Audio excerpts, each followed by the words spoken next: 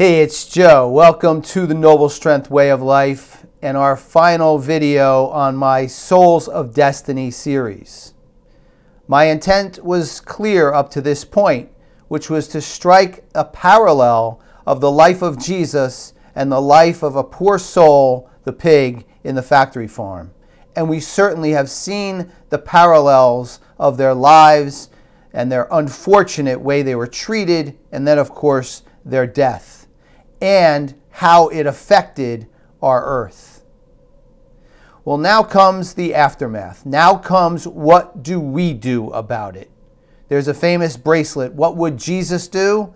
Well, we'll talk a little bit about what Jesus would have wanted or what he may not have wanted. Would he have wanted, due to his death, for these animals to be treated this way? Would he have wanted the factory farm workers to act as they do and be forced to do as they do under difficult circumstances?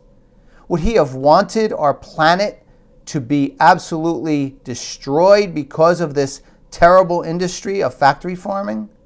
Would he have wanted all of us, or most of us, to be in such bad health because of the way our eating habits have evolved and eating so many of these precious souls who give their life, unfortunately, in these factory farms? Well, you know and I know, at least if we have the tiniest bit of foundational religious, spiritual in our soul and heart, that Jesus and God would want none of that. None of that. The control then is in our hands, isn't it? It is.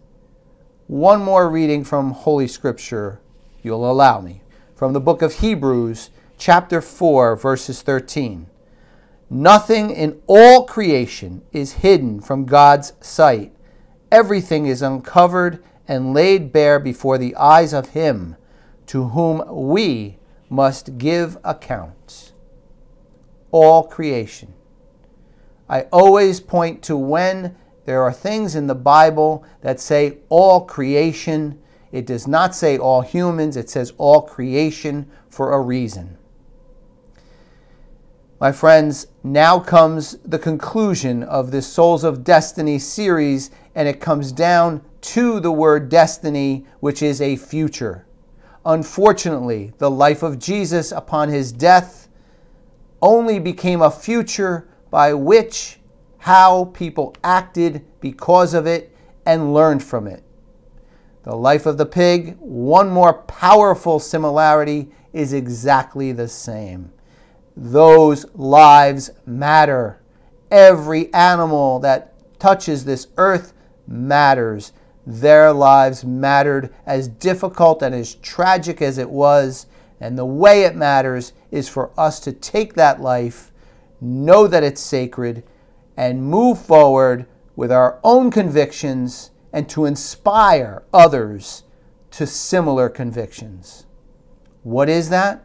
We know what that is. That is to live a cruelty-free life. That is to live a life of sincerity and reduce as much hypocrisy as possible.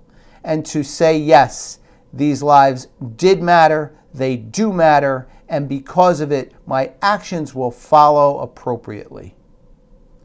Like I said, I know in many ways I am preaching to the choir, and you, the choir, and me, the choir along with you, we must continue to sing the same song. We must continue to go out and realize that every step we take, every person we touch, and every action that that person takes does make these lives that we have talked about, these souls of destiny, matter to a great extent. With that, I want to say thank you. Thank you for your attention during these video series and listening to me. Thank you for all you do already. I ask you to try to integrate some of these thoughts into what we all do. We are making progress. We can continue to make progress. The Noble Strength Way of Life is about making this world a nicer place for animals and people. I hope to see you soon. I do live presentations. I'm happy to do them in your place, in your schools, wherever you feel we can reach some positive messages. Until then, thank you, take care, and I will see you soon.